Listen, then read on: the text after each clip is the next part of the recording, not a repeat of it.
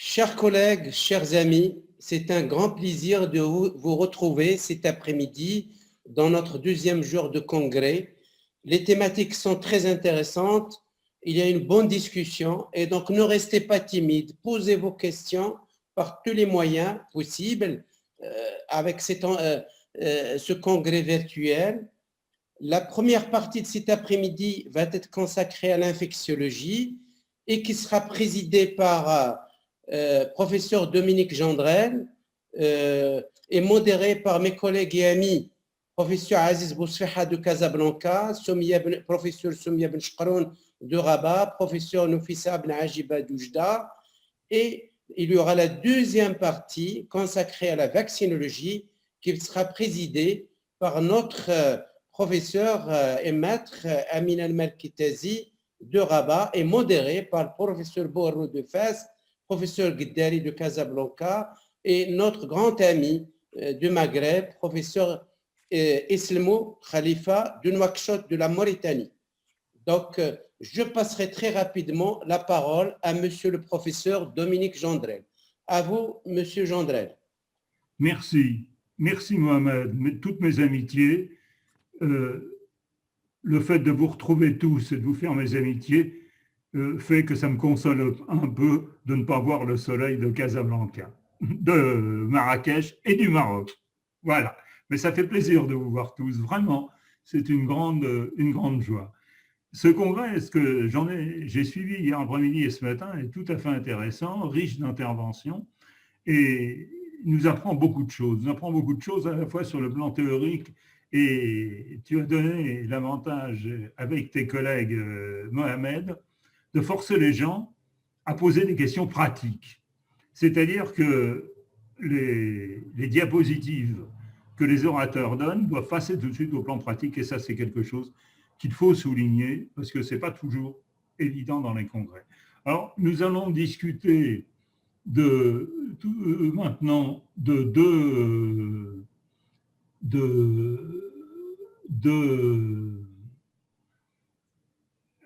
techniques, de deux sujets.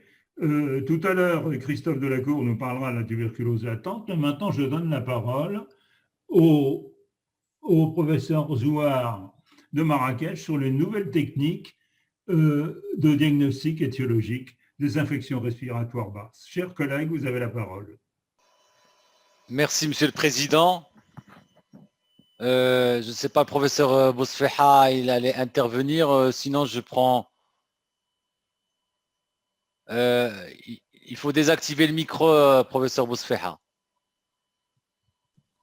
Très bien, donc je prends la parole rapidement pour vous présenter mon cher ami, monsieur le professeur Saïd Zouhair, qui est chef du laboratoire de microbiologie à l'hôpital militaire Avicenne de Marrakech. Et il va nous traiter un sujet très, très important. Son titre est l'apport des nouvelles technologies dans le diagnostic étiologique des infections respiratoires aiguës basses de l'enfant. Bien, à toi la parole, mon cher ami, professeur. Merci, cher ami. Alors, je vais essayer de partager d'abord l'écran. Voilà, c'est fait. Voilà, merci, Monsieur le Président, chers amis, chers collègues, ravi encore de vous retrouver aujourd'hui dans ce congrès de la SOMIPEV, même en virtuel, mais ça fait plaisir de vous revoir. Et je tiens à féliciter, à remercier Monsieur le Président de la SOMIPEV et de tous les participants aussi et les modérateurs qui participent à la réussite de ce congrès à distance en espérant atteindre les objectifs fixés auparavant.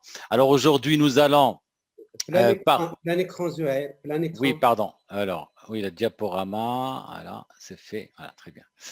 Alors aujourd'hui, nous allons parler de l'apport des nouvelles technologies en diagnostic étiologique des infections respiratoires, particulièrement les infections respiratoires aiguës basses de l'enfant.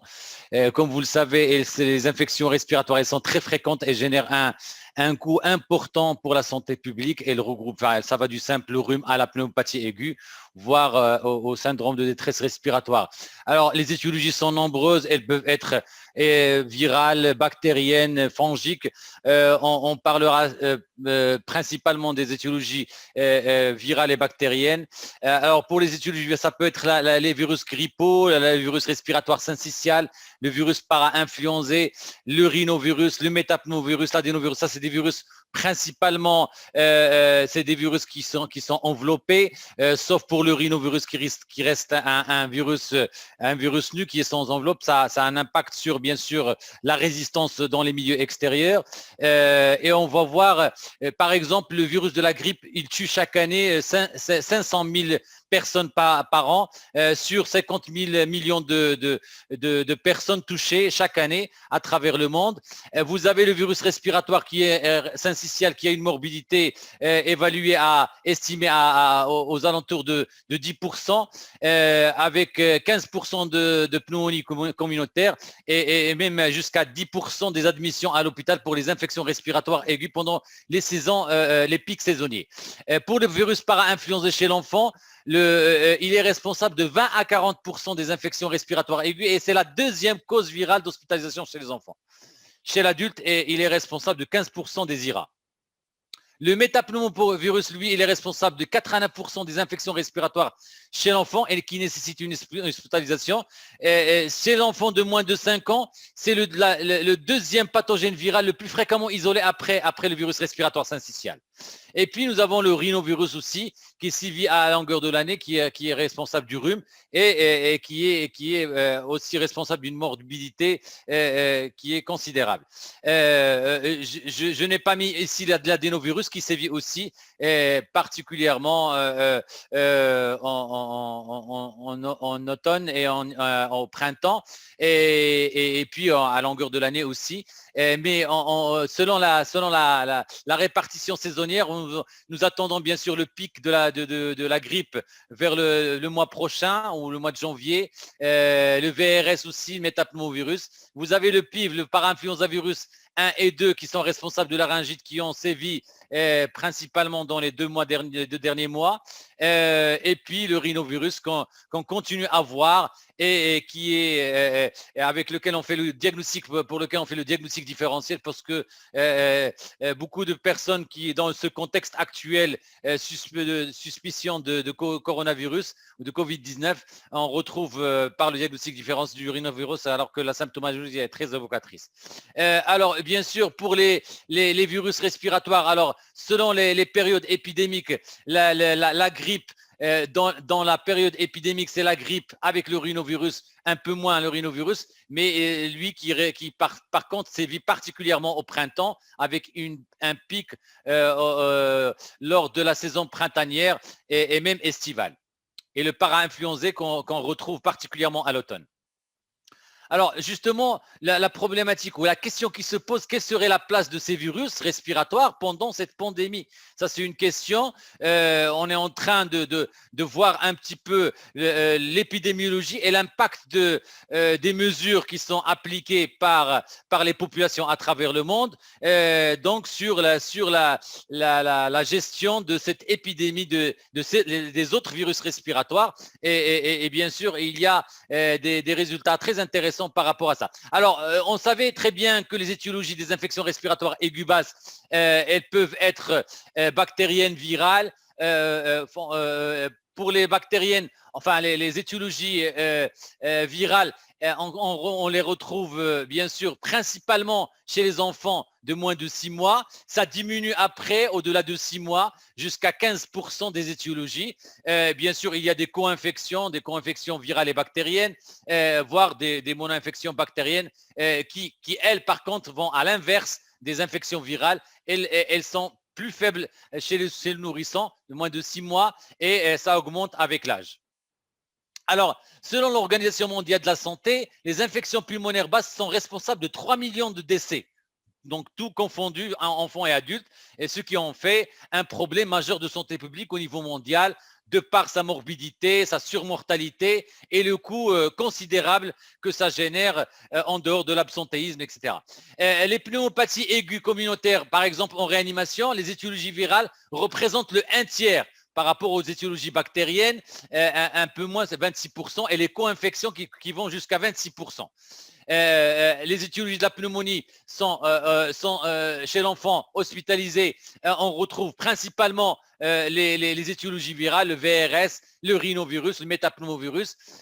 Pour les pneumonies aiguës nosocomiales, les origines virales ne sont pas rares, mais bien sûr, plus l'enfant ou l'adulte séjourne à l'hôpital, plus les infections bactériennes et des co-infections bactériennes, on retrouve bien sûr dans les pneumonies aiguës nosocomiales un renversement de la situation, par rapport aux étiologies bactériennes principalement pour les adultes. Et alors que pour les enfants, un peu moins, ça reste quand même les étiologies virales qui sont extrêmement importantes lorsque l'enfant est hospitalisé et au début, il avait une étiologie hospitalisée pour une étiologie virale. Alors, justement, les infections respiratoires basses sont souvent source de prescription d'antibiotiques. Vous voyez ici que rien que pour les affections ORL, 42% de prescriptions sur 3 sont à base d'antibiotiques. 42% viennent des affections ORL, 25% des infections des voies respiratoires basses. Et ça, c'est un élément important, alors que par exemple, ici, pour les affections de l'appareil digestif, on est à 2% de prescription d'antibiothérapie, ou encore 15% pour les infections urinaires, pour l'appareil urinaire. Vous voyez ici qu'entre les affections ORL et les affections des voies respiratoires, 2/3 de prescriptions sur 3 sont à base d'antibiotiques. C'est quand même considérable. Alors, les délais d'obtention et l'identification du genre et de l'espèce et la réalisation de l'antibiogramme peuvent aller jusqu'à 72 heures. De plus, le problème des techniques conventionnelles, c'est que 30% de ces infections ne peuvent pas être documentées par les techniques classiques. Et ça, c'est un sérieux problème sur lequel on passait, mais en fait, après l'implantation des techniques moléculaires, nous avons retrouvé, bien sûr, qu'il y avait beaucoup de choses qui n'étaient pas identifiées ou indéterminées pour des raisons de sensibilité des techniques conventionnelles, même s'ils étaient et restent quelque part pour certains germes les techniques de référence. Alors, justement, ces techniques qui sont en train de supplanter, on en a parlé à plusieurs reprises, c'est les techniques de biologie moléculaire, particulièrement la PCR multiplex, et le panel à pneumonier sur le FILMARRAY, il apporte bien sûr une réponse particulièrement aux infections pulmonaires, que ce soit en communautaire et principalement en nosocomial, puisque ça intègre pratiquement tous les germes probablement responsables des infections nosocomiales, les entérobactéries, le pyocyanique, l'acinetobactère, les Stenotrophomonas maltophilia, le pneumocoque, le staphylocoque. Et puis, vous avez en parallèle la détection en 45 minutes des virus respiratoires, notamment la grippe A, la grippe B, les adénovirus, les rhinovirus, les métapneumovirus, le virus respiratoire syncytial.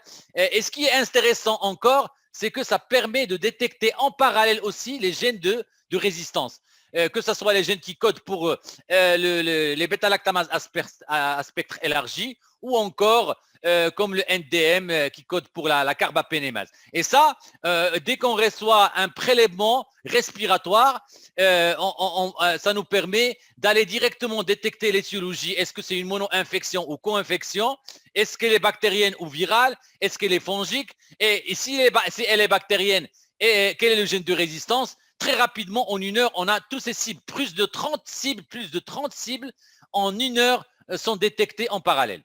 Et ça, c'est un apport considérable. Alors, on peut parler de la sensibilité. Il y a beaucoup d'écrits dans la bibliographie. Nous avons vu aussi, parce que nous avons étudié ces techniques et leur performance en la comparant avec les techniques classiques. On va vous donner des résultats très rapidement. La sensibilité reste très élevée. Et les sensibles, ça s'est relevé dans toutes les littératures, que l'apport de ces techniques moléculaires il y a bien sûr des réticences. Il y en a qui sont habitués aux techniques classiques, mais maintenant, il y a des preuves scientifiques incontournables que ces techniques sont en train de supplanter les techniques conventionnelles. Elles sont extrêmement fiables, elles sont très sensibles et très spécifiques. Elles apportent elles assurent un diagnostic rapide permettant d'adapter au mieux le traitement. Elles permettent l'identification des patients à risque potentiel de contamination. Ils améliorent le management hospitalier des flux des patients. Et ça, c'est un gain considérable. Ça n'a pas de prix parce qu'il y a une diminution des coûts de façon considérable. C'est rapide. Ça permet de détecter les bactéries non cultivables par les techniques classiques, les bactéries à culture lente, là où il y a une faible charge bactérienne, où la pousse bactérienne n'est pratiquement pas possible, ou encore lorsqu'on a un traitement antibiotique instauré, où l'infection est décapitée, mais les techniques moléculaires n'ont pas besoin de bactéries viables. Ça permet de détecter la présence de la bactérie ou de son ADN dans le milieu réactionnel ou dans le prélèvement. Et ça, c'est extrêmement intéressant. Nous avons réalisé une étude comparative de FilmArray par rapport aux techniques conventionnelles et nous avons regardé, vous voyez ici par exemple un lavage broncho-alvéolaire que nous avons reçu. Il était négatif de la réanimation et puis au bout d'une heure, nous avons rendu le résultat négatif. Alors que pour les techniques conventionnelles, ça nous a pris 24 heures à 48 heures pour donner ce résultat. Un cas où, par exemple, l'Acinetobacter a été identifié dès la première heure, c'était pas un Acinetobacter résistant à l'imipenem, il était sensible, ce que nous avons retrouvé dans les techniques classiques, mais 48 à 72 heures par la suite. C'est-à-dire que le résultat était le même, sauf qu'avec la technique conventionnelle que vous avez à droite, ça nous a pris beaucoup plus de temps pour identifier la souche, pour l'isoler, pour faire l'antibiogramme, antibiotique par antibiotique, et laisser 24 heures de la pousse bactérienne. Ça, on l'a au bout d'une heure. Ce que nous avons retrouvé, la même chose au bout de 48-72 heures.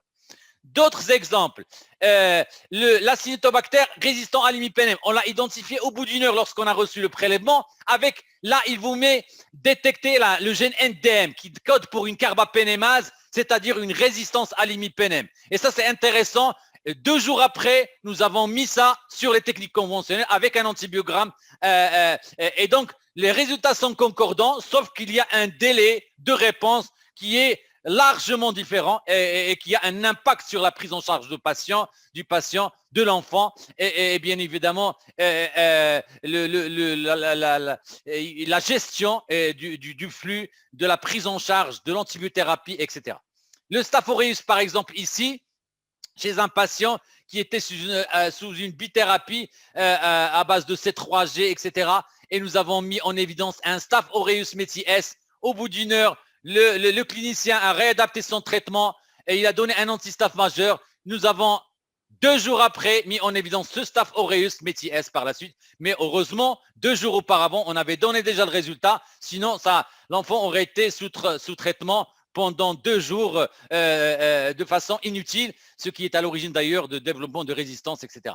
Le Pseudomonas, par exemple, Piocyannique Acinetobacter, à la fois avec NDM, la même chose, on l'a retrouvé dans ce patient, mais 72 heures après avec un Piocyannique et un Acinetobacter par les techniques classiques avec un antibiogramme. Et ça, on a beaucoup d'exemples, ils sont nombreux. Ici, par exemple, le Staph aureus avec un Haemophilus influenzae, on a retrouvé dans la technique conventionnelle uniquement le Staph, pas l'hémophilus parce qu'il est exigeant, il fallait encore rajouter des milieux enrichis, etc. Alors que par ces techniques FilmArray, nous l'avons détecté d'emblée au bout d'une heure. L'association de l'hémophilus avec le Staph aureus. Et ça, c'est extrêmement intéressant.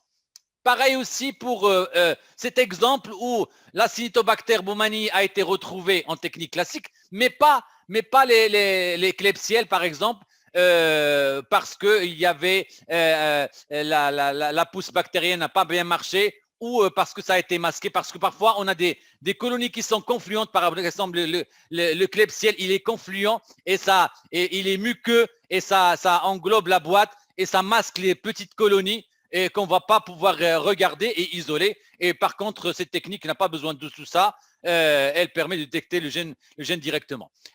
Ici, par exemple, des gènes une bactérie avec plusieurs gènes de résistance NDM et CTXN, c'est-à-dire une carbapénémase plus une BLSE. Et ça, c'est intéressant lorsque on le détecte au bout d'une heure. je peux vous donner plusieurs exemples. Ici, par exemple, un patient qui était, un enfant aussi qui était sous antibiothérapie, et après on a mis en évidence un influenza-virus, un virus de la grippe, alors que c'était tout était en faveur d'une infection bactérienne, et l'infection, c'est-à-dire l'antibiothérapie a été instaurée par le clinicien, et puis après on a mis en évidence la grippe, et donc ça a changé complètement la prise en charge. Voilà, donc ce panel est extrêmement intéressant. Le même équipement permet non seulement de mettre en évidence les infections respiratoires, mais aussi les hémocultures pour les sepsis, et ça nous rend énormément de services pour c'est une approche syndromique pour les diarrhées virales chez l'enfant aussi. Les méningites, c'est un apport considérable lorsqu'au bout d'une heure, on a les étiologies virales ou bactériennes et fongiques. Et ça, c'est lorsqu'il s'agit d'une urgence diagnostique et thérapeutique, ça a un apport considérable. En conclusion, la PCR multiplex, elle présente plusieurs avantages. Elle réduit le recours à d'autres examens. Les examens, que ce soit biologiques ou radiologiques. Elle facilite un diagnostic plus précoce. Elle limite l'utilisation des antibiotiques. Elle diminue la durée d'hospitalisation. Elle limite les infections nosocomiales, puisqu'on réduit le séjour du patient, de l'enfant, et améliore considérablement le pronostic des patients.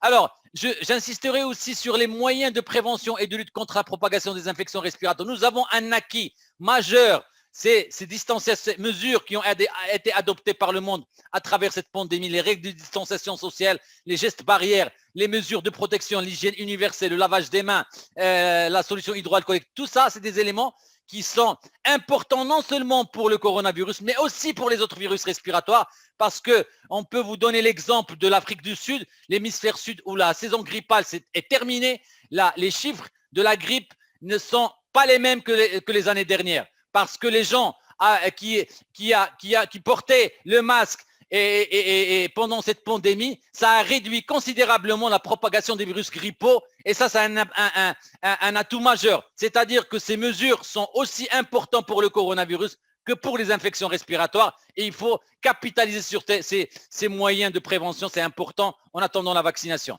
Il y a aussi une dernière chose, sur un panel qui est intéressant, du Filmaret, qui regroupe les infections communautaires bactériennes et virales, et qui a intégré le SARS-CoV-2. Maintenant, lorsqu'on a un sujet qui est dans un état critique, on ne va pas attendre est-ce que c'est le SARS-CoV-2, c'est négatif, après ça doit être quoi, etc. Déjà d'emblée, on détecte est-ce que c'est le SARS-CoV-2, est-ce que c'est la grippe, est-ce que c'est le para-influenzé, est-ce que c'est le VRS. D'emblée, au bout de 45 minutes, vous imaginez, au bout de 45 minutes, dans ce contexte actuel, on détecte l'étiologie sur une vingtaine, sur 23 cibles, 19 virus et 4 bactéries atypiques, bien évidemment. Voilà, je peux vous donner un exemple. Ici, par exemple, un enfant, une personne qui avait un diagnostic évocateur, c'était le rhinovirus. On croyait que c'était le coronavirus. Un autre qui était plutôt le coronavirus au lieu d'autres. Et donc, on peut vous donner beaucoup d'exemples par rapport à ça. Et je vous remercie pour votre attention. Merci, monsieur Zouhair Saïd. Le papier est ouvert. Est-ce que vous m'entendez? C'est Jean Drel à l'appareil. Oui, oui. Le papier est ouvert aux discussions.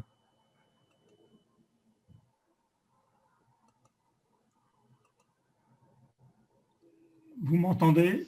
Oui, Dominique. Le papier est ouvert aux discussions parce que, comme on a décidé, ce n'est pas tout à fait la même chose. Je vais entamer la première. Je vais poser la première question à la suite de cet exposé de M. Saïd Zouhair, particulièrement intéressant et montrant bien que le Covid devait intégrer maintenant à toutes les recherches, le Covid actuel, les prélèvements pour Filmaret. Ce que vous nous avez montré se sont faits préférentiellement en endobronchique, ce qui est souvent beaucoup plus difficile pour les enfants quand nous les voyons en consultation. En est-il? Quels sont les résultats avec un prélèvement, une aspiration rhinopharyngée? Très bien, oui, c'est une question pertinente. Effectivement, alors, il y a pratiquement 4 types de prélèvements. Alors, vous avez le prélèvement nasopharyngé, le prélèvement, lorsque bien sûr on a un malade qui n'est pas intubé bien évidemment, ou l'expectoration. Enfin, l'expectoration elle reste difficile particulièrement chez l'enfant, et donc on privilégie le prélèvement nasopharyngé. En général, l'enfant, même avec les infections respiratoires basses, lorsque l'enfant est symptomatique, on arrive à retrouver bien sûr l'agent pathogène au niveau du nasopharynx lorsque le prélèvement est bien fait. Alors, vous avez donc les expectorations avec le prélèvement nasopharyngé lorsque le patient, bien sûr, n'est pas intubé. Et lorsque le sujet est intubé, on privilégie, bien sûr, le lavage broncho-alvéolaire ou le prélèvement distal protégé, bien sûr, lorsque, particulièrement en réanimation, chez les enfants admis en réanimation. Et là, ce prélèvement, il est encore meilleur puisqu'on va aller chercher l'agent pathogène au niveau pulmonaire et donc c'est beaucoup plus intéressant. Cela dit, bien sûr que les prélèvements nasopharyngés restent assez intéressants et on retrouve quand même les étiologies des infections respiratoires basses, même par les prélèvements nasopharyngés. Merci. Monsieur le Président, est-ce qu'on peut poser des questions? J'ai reçu des questions de chez les participants. Oui, bien sûr, allez-y. Voilà. Ne me demandez surtout pas la permission. Merci. Bon, c'est la question pour professeur Zohair. Première question de Monsieur Barkia. Vu le prix très élevé, qu'est-ce que vous pouvez recommander aux responsables des hôpitaux, des décideurs, pour essayer d'utiliser cette technique qui va entraîner donc une rationalisation de l'antibiothérapie, par exemple? Professeur, Oui, alors, juste, oui. je vous donne les 3 petites questions, ok? Je préfère répondre une par une. Si ça, Oui, c'est bon. Non, mais c'est bien, quand vous voulez. Très bien. Alors, pour cette question, effectivement, nous avons d'ailleurs demandé aux fournisseurs ou aux fabricants d'essayer de démocratiser, de réduire le prix pour démocratiser cette technologie à travers, bien sûr, le royaume. Et ça, c'est un élément important. On ne cesse. Donc, je pense que c'est en cours. Il y a un investissement qui a été fait, il y a un amortissement, bien évidemment, mais je pense que ça va être bientôt démocratisé pour que ça soit accessible à la population. En attendant, bien sûr qu'il y a des indications majeures par rapport à ce panel, particulièrement dans les situations critiques où il y a un syndrome de détresse respiratoire, on est en réanimation, pour les sujets fragilisés, les enfants immunodéprimés. Dans ces situations, je pense que ce kit, malgré son prix, il a un apport considérable pour la prise en charge. Ça réduit un coût de séjour, ça réduit l'antibiothérapie, ça a un impact quand même qui est important sur la prise en charge et donc forcément sur le coût. Professeur Benchkoron Soumia se demande sur le prix, vous avez répondu. Et elle demande aussi concernant les faux positifs qui correspondraient à des débris, ce qui reste un peu de l'ADN et de l'ARN des virus et des agents pathogènes. Qu'en est-il des faux positifs? Alors, les faux positifs, je ne pense pas que c'est nombreux. Alors, lorsque on fait un prélèvement, il y a beaucoup de, comme je l'ai dit déjà, nous, les microbiologistes, on donne un argument aux pédiatres, à nos collègues, aux cliniciens. Le pédiatre, c'est lui il est souverain dans sa situation. Il a tout d'un faisceau d'arguments. Nous, on lui rajoute un autre argument qui va lui permettre de prendre la bonne décision. Il a la clinique, il a le malade, il a la clinique, il a l'imagerie. Nous, on lui donne une solution pour aller directement à l'étiologie, mais bien sûr, il a d'autres faisceaux d'arguments qui vont lui permettre de prendre la décision ou pas de démarrer ça ou pas, etc. Et ça, c'est un élément important. Nous, on n'apporte pas une solution miracle. La clinique reste importante, elle a sa place, l'imagerie aussi, comme autant que la biologie et ce genre de test. Alors, troisième petite question, c'est… Bien sûr, excuse-moi.